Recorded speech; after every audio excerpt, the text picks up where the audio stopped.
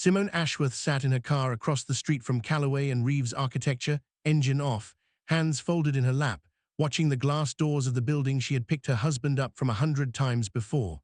It was 6:47 p.m. on a Monday, and she had told him she was working a double shift at the hospital.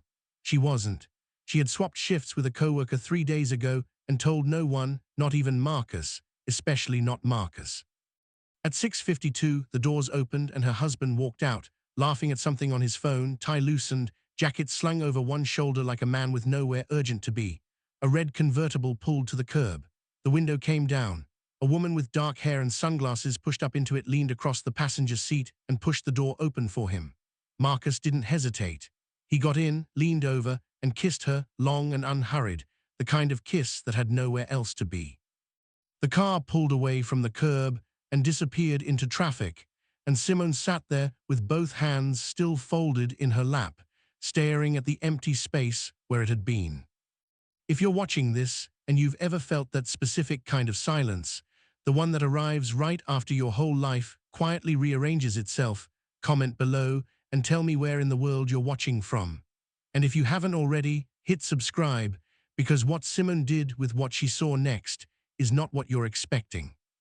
Simone Ashworth was 34 years old, a charge nurse in the emergency department at St. Vincent's, a woman who had spent her entire adult life learning to stay calm while everything around her fell apart.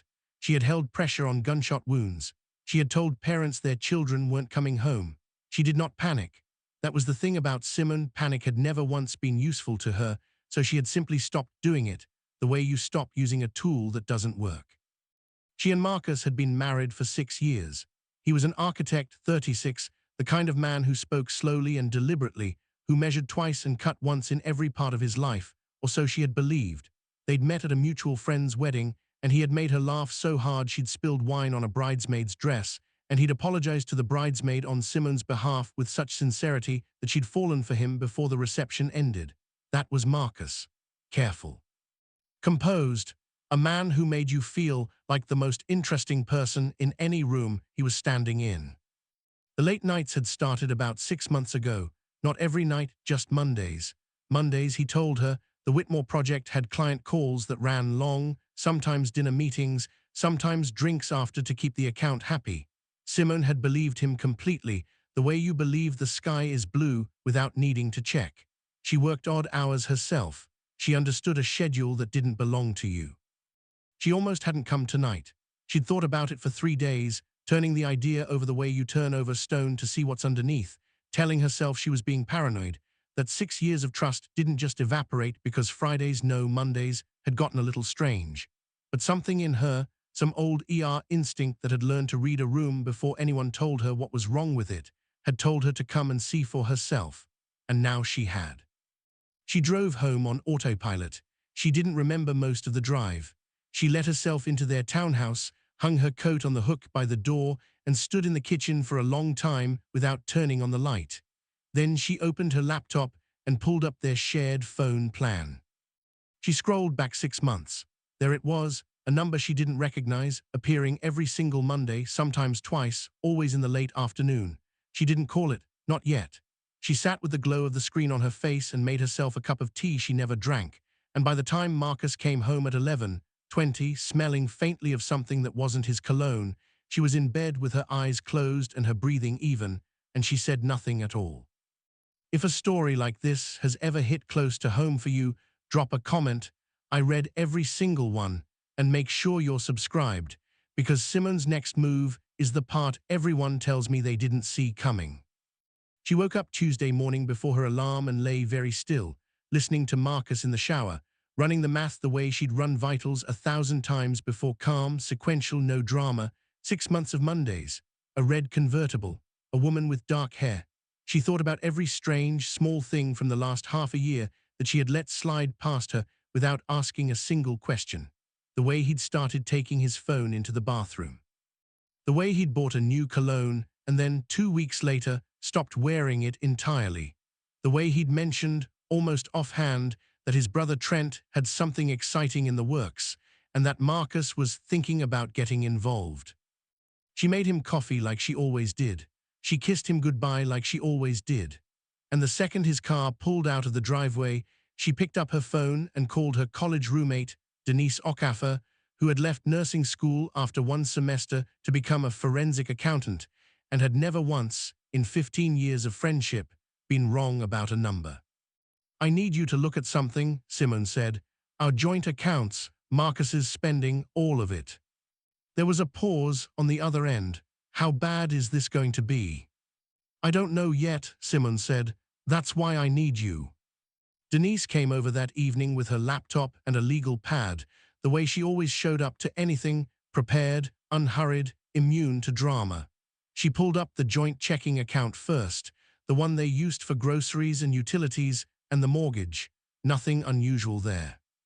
Then she asked for the login to their joint savings, the account they'd opened together in the second year of their marriage, the one they'd agreed, out loud, at the kitchen table, like adults, was for the house they wanted to buy someday, for the baby they'd talked about having. Denise scrolled. Her face didn't change, but her scrolling slowed. "Simone," she said, "when's the last time you looked at this account?" "I don't know, months." Denise turned the laptop around. The balance was $4,200. It had been $58,008 months ago. Simone stared at the number until it stopped looking like a number and started looking like a sentence, a verdict, something with a shape and a weight. Where did it go? Denise clicked into the transaction history, and for the next 20 minutes she said almost nothing, just clicked and scrolled, and occasionally made a small sound in her throat that Simone had learned over 15 years meant found something. Transfers. Small ones at first, $600 here, $900 there, always to the same external account. Always timed 2 or 3 days after Marcus's paycheck cleared. They'd started 8 months ago. Almost to the week, the late Monday meetings began. "He's been draining it slowly," Denise said finally, "in pieces small enough that you'd never notice a single one. That's not carelessness, that's a plan." Simone sat very still. "Where's it going?" "I don't know yet," Denise said, "but I know how to find out." If you've ever had a friend show up for you exactly when you needed them, the way Denise showed up for Simone, comment below and tag someone who's done that for you. And don't forget to subscribe, because the deeper Simone dug, the less this looked like an affair, and the more it looked like something else entirely. Over the next 4 days, Simone lived 2 lives. In the first one, she made dinner, asked Marcus about his day, laughed at the right places, let him kiss her forehead when he came home smelling like a stranger's perfume. In the second life, the real one, she sat at Denise's kitchen table every evening after her shifts, going through 6 months of financial records with the same clinical focus she brought to a trauma bay, because falling apart, she'd learned a long time ago, could always wait until later. The external account, the transfers, went to belong to something called Whitmore Verd LLC. Marcus had told her months ago that Whitmore was a client, the client he was always meeting on Mondays. Denise pulled the LLC's public filings. It had been registered 11 months ago. The registered agent's address was a UPS mailbox 2 towns over. The listed manager was a name Simone didn't recognize at first, until Denise cross-referenced it against a business license database and found the same name attached to a food and beverage permit for something called the Verd Room, a restaurant concept, still in pre-opening, address listed on a commercial block downtown that Simone had walked past 100 times without ever noticing the plywood in the windows. "Someone's opening a restaurant," Denise said, "and your husband's savings account is helping pay for it." Simone thought about the woman in the convertible. She thought about the name Marcus had mentioned once, months ago, in passing, the way you mention someone who doesn't matter, Naomi, from the Whitmore account. She's sharp. She used to run a restaurant group downtown before she went independent. She didn't say anything to Denise about the name yet. She just wrote it down. The next morning she called the restaurant's business line, using the excuse she'd rehearsed the night before in the shower, a caterer confirming an opening week reservation for a corporate group. A woman answered, warm and professional. Simone asked, casually, who she should list as the primary contact for the reservation. "That would be Naomi Voss," the woman said.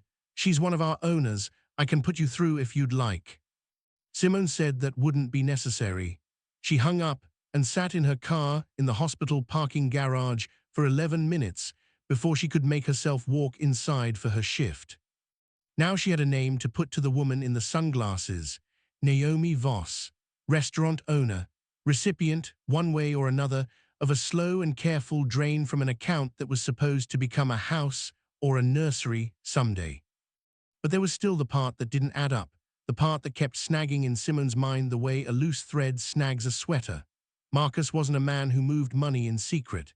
He balanced their budget spreadsheet religiously, color-coded, updated every Sunday night without fail. He'd never so much as bought a jacket without mentioning the price to her first. Someone had taught him how to do this: the small transfers, the Shell LLC, the reporting threshold math. And Simone had a very specific idea of who. Denise found it 2 days later. Whitmore Verd LLC's formation documents listed a registered agent service, the kind of firm you hire when you want your real name kept off public filings. But the payment for that service, the very first payment, 11 months ago, had come from a personal account belonging to Trent Ashworth, Marcus's older brother. The one who'd spent the last 2 years bouncing between business ideas that never quite launched, always one deal away from the big thing, always borrowing a little from family to get there. "Your brother-in-law set up the LLC," Denise said. "He's the one who structured it to stay under the radar. This wasn't your husband's idea. He had help." Simone thought about every Sunday dinner at her mother-in-law's house for the past year, every time Trent had mentioned, with that easy grin of his, that he was building something with Marcus, that the two of them were finally working together on something real. She had thought it was sweet. Brothers finally close. She hadn't understood she was watching the scaffolding go up around her own life. If you're starting to piece this together the way Simone did, comment what you think is really going on here, because I promise you, it goes one level deeper than even she expected. And subscribe now if you don't want to miss where this lands. Simone met with a family law attorney named Roberta Chen the following Tuesday. A folder of 6 months of bank statements, LLC filings, and phone records laid out on the desk between them in the order Denise had helped her assemble. Sequence first, wait second, the same way Simone triaged a trauma room. Roberta read through everything without interrupting.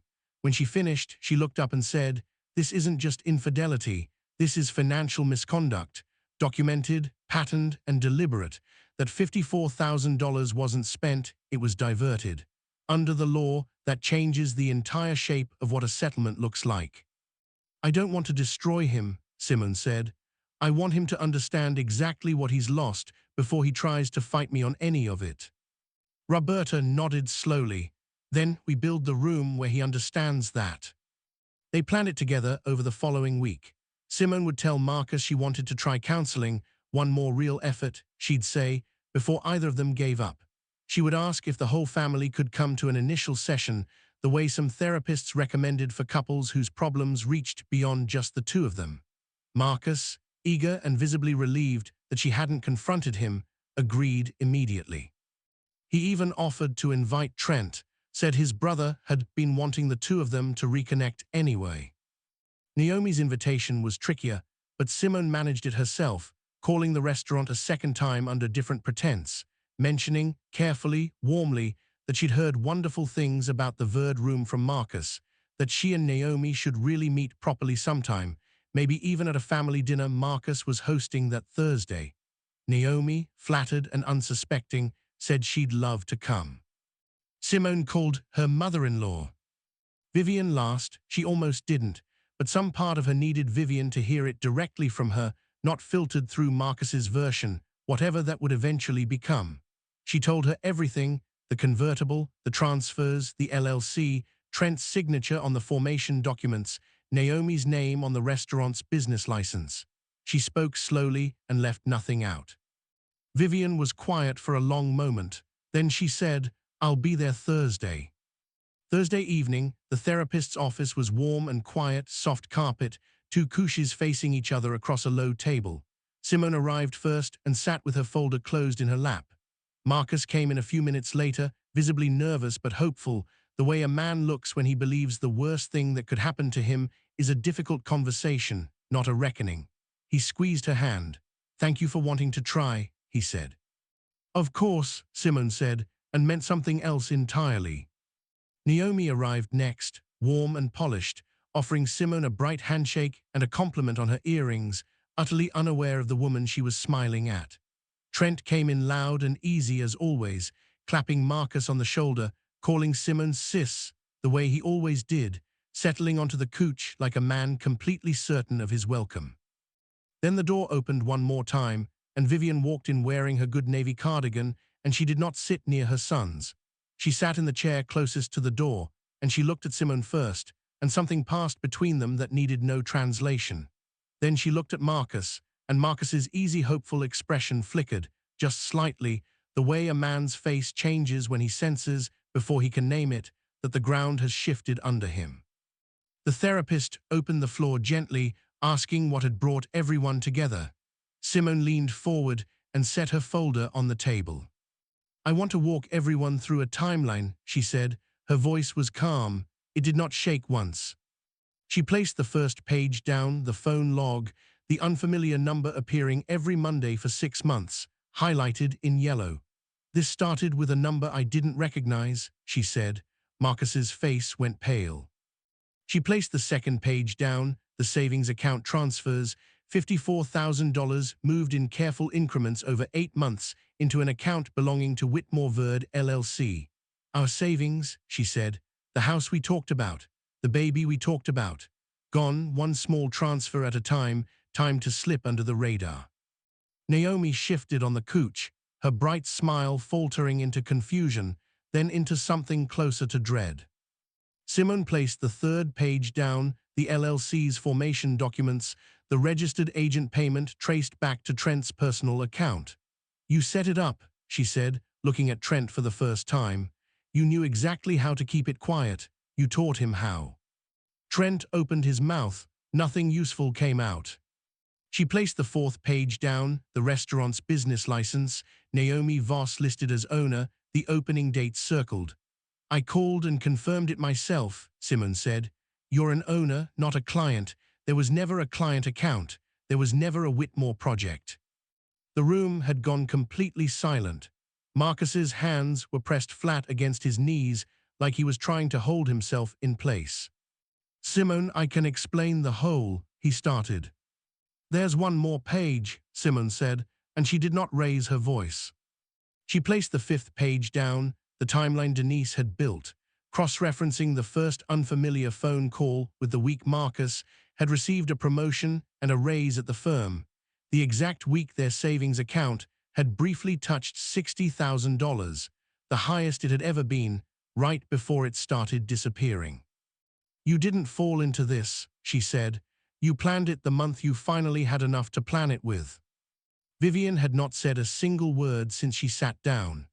Now she stood slowly and looked at her younger son with an expression Simone would remember for the rest of her life, not fury, something quieter and far heavier than fury. I raised you both the same, Vivian said. Same house, same lessons, be honest, take care of what's yours. She looked at Trent, then at Marcus. One of you used everything I taught you as a costume, and the other one helped him wear it. Nobody in the room moved. I love you, Vivian said, both of you, but I am done pretending I don't see what I see. She walked to the door. She did not look back.